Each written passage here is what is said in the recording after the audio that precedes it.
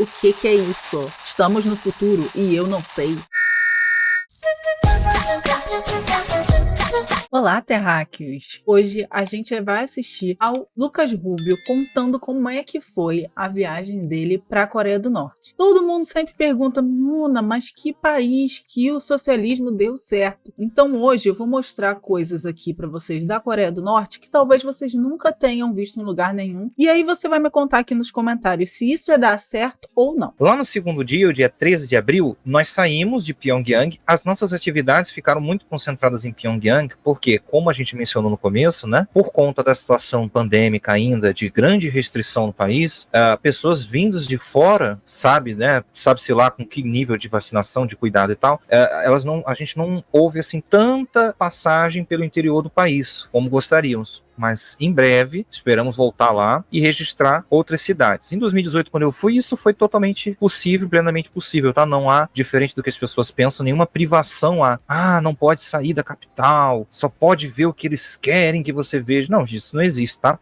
Várias cidades norte-coreanas são visitáveis, dá para você ir nas cidades do interior, elas não são tão grandes assim, tão visadas quanto Pyongyang. Nesse segundo Até porque Pyongyang é a capital, então... dia a gente foi para o interior, a gente saiu de Pyongyang e foi para essa região de Kandong. Essa região aqui fica nas cercanias de Pyongyang, e aí foi construída uma fazenda coletiva que é um dos pontos altos dessa viagem aqui. Quando a gente começar a falar delas, vocês vão ver que coisa mais impressionante. Sim. Essa fazenda coletiva que é um complexo de estufas chamada Kandong. Aí nós encontramos com um camarada chamado Tae Ryong-chol, ele que é o vice-presidente da Associação Coreana de Cientistas Sociais, a gente vai falar dele daqui a pouco. E foi também o dia 2, o segundo dia lá, no dia 13 de abril, que a gente visitou o Museu da História Natural do Zoológico de Pyongyang, tá? Então vamos a algumas fotos e informações da nossa viagem. O primeiro lugar que a gente visitou foi esse complexo de estufas Kandong. O que esse complexo de estufas é? Era um antigo aeroporto. Era um dos 3 aeroportos que serviam à cercania da capital. Uhum. Só que aí os coreanos falaram, para que 3 aeroportos, né? Já temos 2 aeroportos muito funcionais, um que atende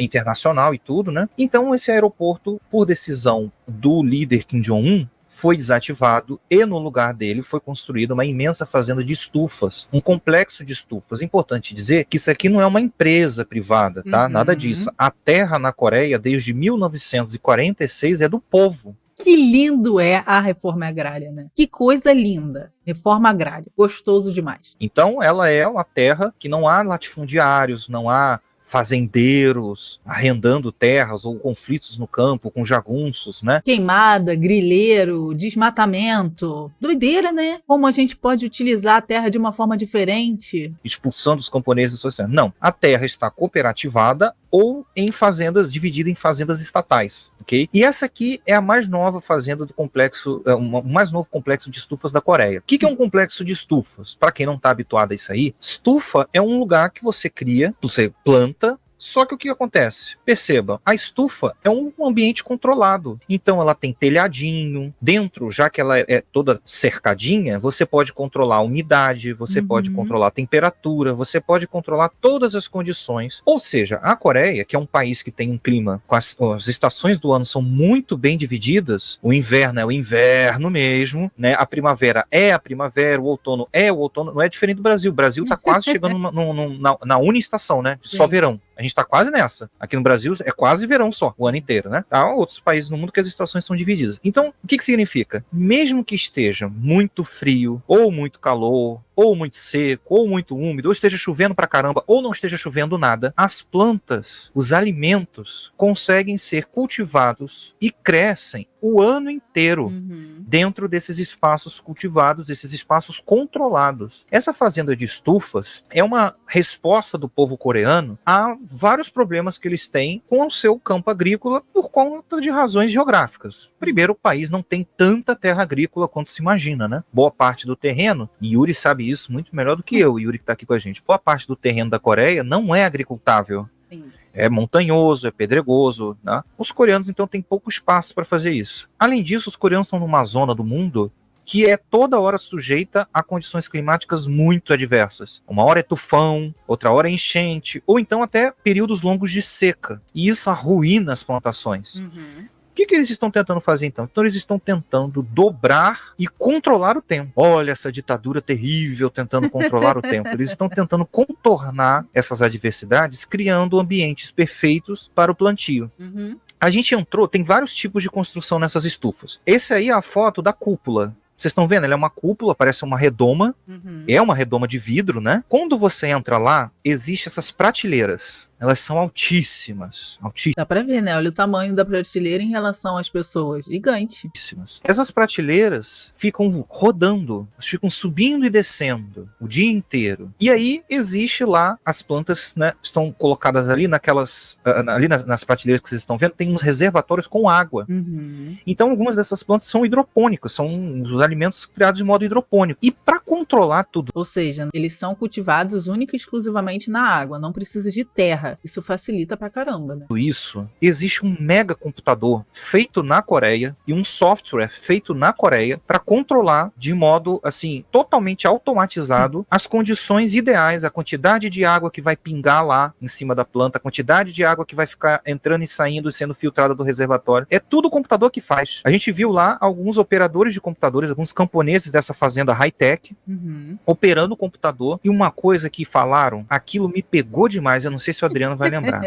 Falaram assim pra gente: agora essas nossas fazendas coletivas, elas têm máquinas. As máquinas servem para que os camponeses trabalhem menos e tenham mais tempo para descansar. Isso assim me pegou de um jeito, foi uma lapada na minha cara, né? Porque aqui... Olha eu com o olho cheio de lágrimas já, cara. Ai, caceta. É muito emocionada essa mulher. Óbvio que eu vou me emocionar, porque a gente vive num país e as terras ainda estão na mão de herdeiros das capitanias hereditárias. A gente vive num país em que a maioria das nossas terras cultiváveis está na mão de latifundiários, que não estão nem aí pra gente, que a gente vai comer, só querem plantar soja para alimentar gado e botar gado nas terras para alimentar a população estrangeira, para alimentar gringo. A gente mesmo não tá comendo carne não, mas eles estão, tá? Muito que bem. Então, assim, pra gente que mora no Brasil, pra gente que é brasileiro, olhar essa realidade de um país que não tem, sei lá, eu não sei dizer a porcentagem de terra agricultável que tem no Brasil em relação à Coreia do Norte. Mas o Brasil é um país que ele é quase que inteiro agricultável. Toda essa dificuldade geográfica, de terreno, de clima, de tudo isso, eles conseguem fazer coisas como essa fazenda de estufa para garantir a qualidade de alimentação para sua população. Isso é uma coisa que a gente nunca vai conseguir num sistema que só visa o lucro, num sistema que só quer te vender comida e não te dar condições dignas de você viver, te dar alimentação saudável para você ter saúde. Então, para mim, é muito chocante ver isso e ter esse choque de realidade de o quanto é diferente num país como o Brasil, que poderia, caraca, imagina se a gente conseguisse fazer reforma agrária, socializar a terra, como a Coreia do Norte fez. Quanto de alimento que a gente não ia conseguir produzir para alimentar de forma saudável, sem agrotóxico, a população brasileira, para dar oportunidade das pessoas terem uma saúde digna, uma saúde plena. Mas enquanto a gente viver nesse sistema que só visa o lucro, a gente nunca vai conseguir alcançar isso. Por isso é que eu sempre falo para organizar o ódio. Porque só se organizando a gente consegue superar o sistema capitalista e aí a gente vai conseguir ter um vislumbre de o que é uma boa qualidade de vida. A contradição do capitalismo é que nós estamos criando máquinas para substituir as pessoas e jogá-las na miséria, né? Roubar o emprego das pessoas, né? Aumentar lucros, né? Aumentar a produtividade, os lucros acima de tudo. Sim. Enquanto que os coreanos falavam orgulhosamente pra gente assim: essa máquina faz o trabalho de 20 pessoas, enquanto ela opera durante 5 horas, ela faz o trabalho de 20 pessoas durante o dia inteiro. E eles falam com o maior orgulho, né? E pessoas hipercapacitadas. O nosso guia nessa fazenda foi um rapaz muito jovem, mais jovem do que eu, que está se graduando em engenharia agronômica. Engenharia agrônoma. Então, ele faz um tipo de estágio nessa fazenda, né? Então, ele estava lá explicando pra gente como é que funcionam as máquinas. A gente trouxe uns vídeos, vocês vão ver, acho que tem um vídeo que aparece ele explicando as prateleiras, como elas vão girando. Elas demoram 8 horas para fazer uma volta completa, né? Então, a plantinha tá lá embaixo, ela vai subindo durante o dia e a cada 8 horas ela alcança o topo. Aí, depois de 8 horas, ela volta pra posição que ela tá. Eles ficam assim, ó, pra lá e pra cá. Não, mas... Até por conta da luminosidade, né? Já que é uma estufa e é tudo de vidro, como a gente viu, as plantas de baixo devem receber menos energia do sol, né? Menos luz do sol. Então faz sentido que tenha esse mecanismo de rotatividade para que as plantas recebam a luminosidade do sol o dia inteiro. Mas essa fazenda pegou demais a gente, porque era uma tecnologia nacional, eles não pegam isso de fora, eles é que fazem isso, né? A Coreia não pode comprar tecnologia de fora, eles é que... Por quê, né? Porque tem sanção, porque tem bloqueio dos Estados Unidos e várias coisas que poderiam ser fornecidas por outros países não chegam lá por conta de bloqueio, por conta de ação política contra o governo socialista Juche da Coreia Popular. Que inventaram isso lá, essa iniciativa, é claro, existe em outros lugares do mundo, mas é assim, é totalmente moderno, é coisa de indústria 4.0, o tipo de coisa que organiza, né, os sistemas de computadores que organiza isso. E a gente pôde comer, inclusive, né? Quem segue a gente nas redes sociais viu a gente comendo lá alface, pepino, né? Eu vi mesmo. Eles produzem aqui verduras e legumes, tá? Frutas ainda não. Parece que frutas não funcionam muito bem nesse sistema aí. Tem mais foto pra vocês. Ah, estão vendo esse coreano bonitão aí, ó? Botando a mão ali no alface, avaliando, né? Se o alface estava bom. É o nosso camarada Tchê, que foi o nosso tradutor lá, né? Olha o Tchê aí, ó. Pela cara dele ali, ó, sorrindo. Tava bem gostoso aquele alface, viu? Alface hidropônica sem agrotóxico, gostoso demais. Aí esse cara é uma figura, gente. Só de olhar pra ele dá vontade de sorrir. Olha aí, gente, os alfaces hidropônicos. Gente, olha isso. Olha isso aqui. Olha a quantidade, olha o tamanho disso, a quantidade de planta que tem. É surreal, é absurdo. Olha ali, outro lugar, essa foto da direita é tomate, tá? E a gente ouvia as pessoas explicando, os coreanos explicavam o seguinte: isso aqui é uma decisão, é uma iniciativa do nosso governo e do nosso líder, Kim Jong-un, para garantir a segurança alimentar das pessoas. Os coreanos não têm problemas em falar que eles já tiveram problemas nos anos 90 com comida. Ninguém esconde isso de você. Você vai lá e fala assim, mas vocês tiveram problemas, as pessoas passaram fome. Eles vão falar, sim, e na verdade é uma grande tragédia que as pessoas tenham passado fome. Por que as pessoas passaram fome lá? É óbvio, nos anos 90, todo o campo socialista foi desmobilizado, todas as redes comerciais da Coreia aniquiladas da noite para o dia. Porque a União Soviética fazia esse papel de fornecer insumos para outras potências socialistas, e quando houve a queda da União Soviética, esse sistema de cooperação mútua acabou sendo extinto. E aí esses países que tinham adotado o sistema socialista ficaram órfãos por conta do bloqueio, porque não tem nenhum outro país que queira bater no peito e ajudar a Coreia do Norte com insumos, já que os Estados Unidos bloqueia e entra em guerra com todo mundo que se dispõe a ajudar qualquer tipo de sistema que não seja o próprio capitalismo. O país foi cercado por bloqueios econômicos, foi cercado fisicamente falando por intenções militares dos Estados Unidos, né, inclusive agressões militares dos Estados Unidos. A economia foi também arruinada por uma série de desastres naturais que aconteceram nos anos 90. O país sem petróleo para mover os tratores no campo, sem energia, sem poder escoar sua produção, perdendo o campo agricultável por conta dos desastres. Quando vai buscar fora reposição da sua capacidade alimentar, né, para que a população mantenha a sua dieta na normalidade, é impedido de fazer isso pelos bloqueios, o que você quer que aconteça?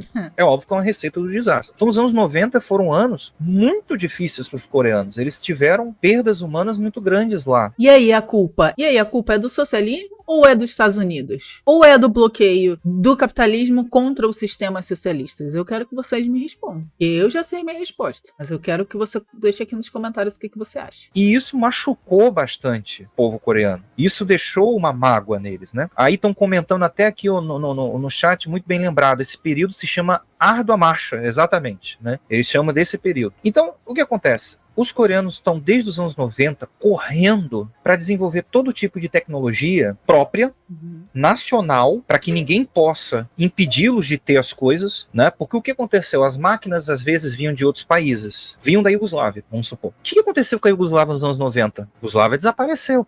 Como que você vai repor as peças das máquinas agrícolas se a Iugoslávia não existe mais? Se a União Soviética não existe mais, não se produz mais aquela máquina. Então, os coreanos estão, desde os anos 90, renovando todo o ciclo econômico deles, criando tecnologia própria, tecnologia nuclear para o programa nuclear, tecnologia agrícola das mais variadas soluções possíveis, as mais criativas soluções que eles podem ter para a agricultura, tudo para tentar retomar um fluxo bom, né, ter uma boa garantia de alimentação para a população, para que ninguém passe por nenhum racionamento, né, nenhuma deficiência, nenhuma falta. Então eles falam isso abertamente, isso não é um problema, isso não é um segredo que eles querem esconder de vocês, não. Eles nos mostraram a fazenda e falaram, ó, essa fazenda é uma das nossas tentativas, de manter a soberania alimentar da nossa população. Nossas soluções para resolver o problema, a questão alimentar, né, e garantir seguramente que a população toda, de todo o país, tenha comida. Uhum. Essas aqui, então, pra mim, é uma parada de filme, assim. De filme futurístico. Isso aqui, quando eu vi a primeira vez essa foto, eu falei, mano, o que é isso? Estamos no futuro e eu não sei. Isso é luz ultravioleta e esses círculos, cada um desses círculos, esse verdinho é uma quantidade absurda de vegetais que está sendo cultivado ali. E é tudo, como o Rubio falou, automatizado. Absolutamente tudo. E vocês acham que os trabalhadores estão perdendo seus empregos para as máquinas lá na Coreia do Norte? Não, porque exatamente existe um outro tipo de pensamento, que não é para as máquinas nos substituírem, e sim para as máquinas nos auxiliarem para a gente trabalhar menos. Tio João sempre fala, né, que lá na Mesopotâmia, quando eles descobriram uma forma de automatizar lá a irrigação das plantações, eles passaram a ter 2 férias anuais em vez de uma só. E é assim com o pensamento de uma maneira social, que busca a sociabilidade das pessoas, que busca a melhor qualidade de vida para as pessoas, deve ter. Só que no capitalismo, ele distorce esse conceito, porque a máquina vira uma substituinte do ser humano para o patrão não precisar pagar a máquina, entende? Então, assim, outra realidade é possível e ela tá aqui na nossa frente. A gente só precisa parar de acreditar na propaganda anticomunista que tem, ver de fontes seguras e, gente, a gente poderia muito bem pegar esse projeto e fazer algo similar aqui no Brasil. A gente tem condições para isso. A gente só precisa de vontade. E vontade os capitalistas não vão ter. Então, se a gente quer e tem a vontade de que no Brasil um dia a soberania alimentar seja garantida, de que a gente acabe com a insegurança alimentar, tenha alimentação sobrando para todo mundo, ninguém mais passe fome no Brasil, isso é necessariamente interligado a superar o capitalismo. Aí a gente entrou nessa sala aqui e eu quase chorei. Porque essa sala é uma das coisas mais... Eu nunca na minha vida vou ver uma coisa tão incrível quanto isso aqui. Gente, essa sala... Kim Jong-un me chama para visitar a Coreia do Norte, por favor. É um ambiente hiper protegido, onde as plantas, os gêneros alimentícios, estão sendo cultivados até mesmo de cabeça para baixo. Sim, essas rodas que vocês estão vendo aí, estão vendo que são umas armações assim, ó, de metal, né, de aço, e aí tem umas rodas. Essas rodas, elas estão cheias de coisas, de verduras. Essas verduras tem ali no centro, né, irradiando para elas, lâmpadas com raios UV. Então o que acontece? A planta acha que o dia inteiro é sol. A planta não entende que é noite. Ela fica o dia inteiro crescendo. Ela cresce rápido pra caramba. E aí o que acontece? Isso fica rodando. A gente não acreditava no que estava vendo. A gente entrava na sala lá, isso é imenso, assim, isso tem uns 2 andares de altura. Uma câmara enorme. É uma câmara toda protegida, né, e tal, o barulho das máquinas funcionando, e essas rodas, elas ficam girando, e a planta de cabeça para baixo, cara, e ela não cai, né, e ali naquelas, como é que eu poderia dizer, naquelas raias ali daquela roda, né, você tem também umas pequenas prateleirinhas, e ali também é injetado água e os nutrientes para que a planta cresça. Uhum. Eu nunca tinha visto esse tipo de coisa na minha vida.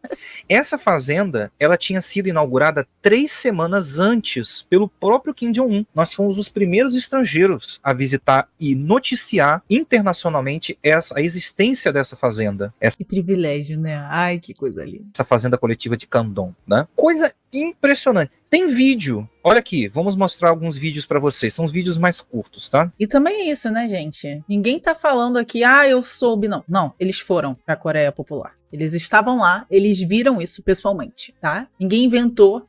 Mas ninguém inventou. Eles viram, eles foram lá, eles foram convidados pelo governo da Coreia do Norte para ir lá mostrar os avanços tecnológicos da filosofia Juche, do socialismo Juche para o mundo. Inclusive, esse vídeo é um vídeo do Centro de Estudos da Política Songun aqui no Brasil. Ou seja, nada que eu tô falando para vocês é uma informação tirada do meu ânus, tá? São de fontes confiáveis, de órgãos que fazem essa comunicação entre a Coreia Popular e o Brasil. Ó, esse aqui é o vídeo da entrada, né? Cara, olha o tamanho disso, na moral. Tudo novinho, gente, tinha acabado de ser inaugurado. Como eu falei, essa aqui é a mais nova, porque existem outras no país, tá? No interior do país existem outras do mesmo tipo. A gente não consegue ver o horizonte de quantas estufas tem, cara. Só que essa é a maior de todas. E implementa algumas tecnologias a mais. Então, ela estava tudo novinho. Aí agora um vídeo para vocês verem dentro daquela redoma de vidro, que são várias redomas de vidro. Olha isso aqui.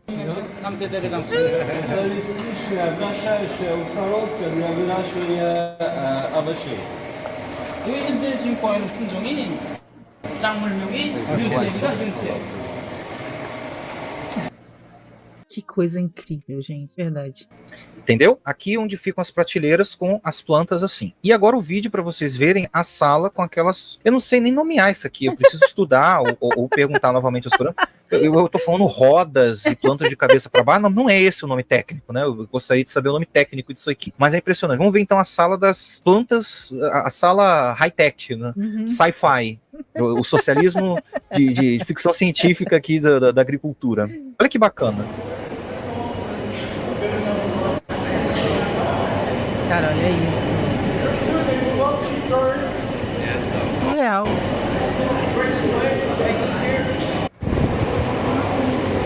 Gente, olha o tamanho disso. Olha ali a cabecinha da pessoa ali embaixo. Em relação... Uma roda de produção de alimento não é do tamanho de uma pessoa. Tem 3. Tem 3 camadas, 3 andares.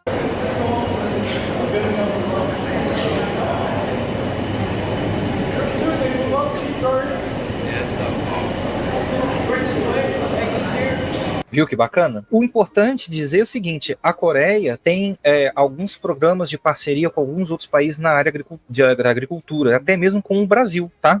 A nossa Embrapa já participou, junto com os coreanos uns anos atrás, alguns programas de interação, né, de troca de tecnologias. Então a Embrapa foi para lá, técnicos da Embrapa foram para lá, ajudaram os coreanos com algumas coisas, né, e os coreanos, por sua vez, também têm uma presença muito forte em alguns países da África. Então tem vários, principalmente aqueles países que têm relações históricas com a Coreia, porque a Coreia foi uma experiência revolucionária que apoia muitas revoltas anticoloniais, né, e apoiou principalmente no século XX. Então, muitos países na África, assim que obtiveram a independência das suas colônias europeias, das suas metrópoles europeias, contactaram a Coreia, que enviou uma série de técnicos, e envia até hoje, tem esses programas de parceria, né, com a África. Então Angola, Moçambique, Tanzânia, o Congo, a Argélia, muitos países mesmo, severos países na África, têm esses programas de intercâmbio. Então os coreanos trocam essas coisas, ou então ensinam outros povos a fazer essas coisas na área da agricultura também, o que é bem bacana. Até porque, né, pessoas socialistas normalmente são a favor da gente sociabilizar o conhecimento e não privatizar o conhecimento, né, como a maioria dos capitalistas querem fazer, né? Inclusive, né, Adri, o Che, que era o nosso amigo lá na Coreia, ele trabalhou, porque ele falava português. Ele se formou na Universidade de Línguas Estrangeiras em espanhol. Só que ele falava português porque ele trabalhou muito tempo em Moçambique. Né, ele era adido militar, ele é militar de carreira e papapá, ele trabalhou lá em Moçambique, então ele aprendeu a língua portuguesa muito maravilhosamente bem, inclusive, ele aprendeu a língua portuguesa muito bem em Moçambique. Então a Coreia tem uma forte interação com a África. Aí sabe o que eu vou fazer um comentário agora? E acho que o Yuri pode até colaborar com isso, que é o seguinte, o pessoal fala assim, a Coreia do Norte é fechada. A Coreia do Norte, ela...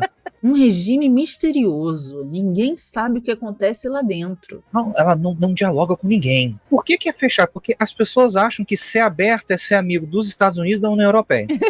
Se você não é amigo dos Estados Unidos e da União Europeia, então você é fechado. A Coreia literalmente tem embaixada em quase todos os países desse planeta. A Coreia tem relações diplomáticas com a maioria dos países da ONU e ela tem ótimas interações econômicas, culturais, transações de todos os tipos, né, intercâmbios com muitos países justamente da África e do Oriente Médio. Aí o cara acha, as pessoas, não, mas aí qual o problema, gente? O futuro do mundo está no sul. Eu acho que essas pessoas são o futuro da humanidade, né? Então, tá vendo, Yuri? você só é aberto se você for amigo dos europeus, ocidentais e dos americanos. Se você não é amigo deles, então seu país é fechado. Não adianta que 30 nações africanas sejam ótimos parceiros seus e tenham ótimas relações com você. Você é fechado se você não é amigo da Suíça. É fogo essa noção que nós temos aqui, bem fechada, né, e estreita de relações internacionais. Enfim, só para deixar isso. Fala, Yuri.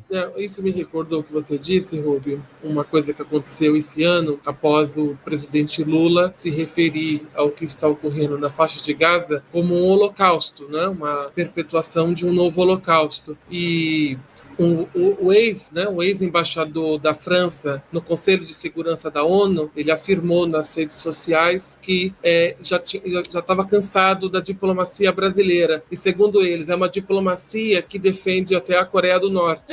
Né? Ele não percebeu que a nossa diplomacia, além de ser uma diplomacia, historicamente, não é uma coisa do governo Lula, né? Historicamente, desde os anos 70, é uma diplomacia voltada ao anticolonialismo, né? A multipolaridade e, principalmente, a defesa de perspectivas que não sejam apenas as hegemônicas, né? Euro-americanas, né? Ligadas apenas às velhas potências. O que foi?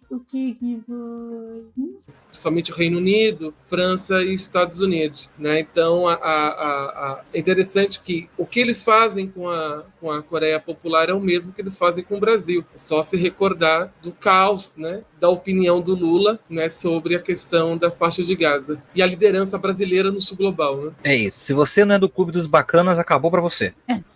Se você não é amigo dos bacanas, quem são os bacanas? Os que bombardeiam qualquer um que não vá de acordo com as diretrizes deles. Não, e o engraçado é essa fala do ex-embaixador da França, né? Eu, tô cansado da diplomacia do Brasil em relação ao que está acontecendo no Oriente Médio, porque o Brasil apoia a Coreia do Norte. Assim, o que tem a ver um assunto com o outro, né?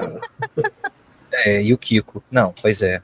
Aqui, ó, voltando pra Fazenda, enquanto a gente tá falando da coisa de diplomacia com a África, né?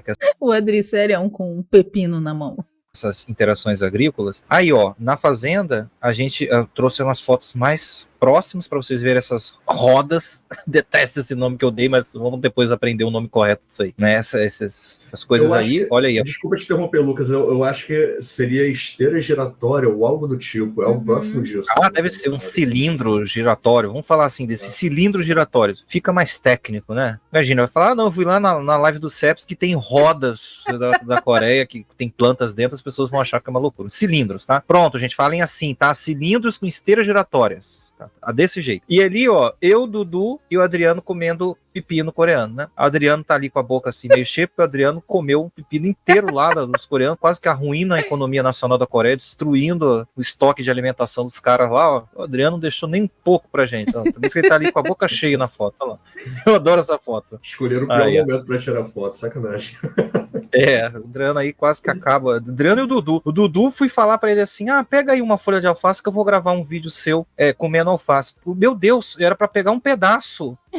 O Dudu quase que me arranca metade do troço de alface da fazenda coletiva. Deu uma vergonha. Passasse um coreano ali. O cara enfiou assim na... Não, isso é brincadeira, gente.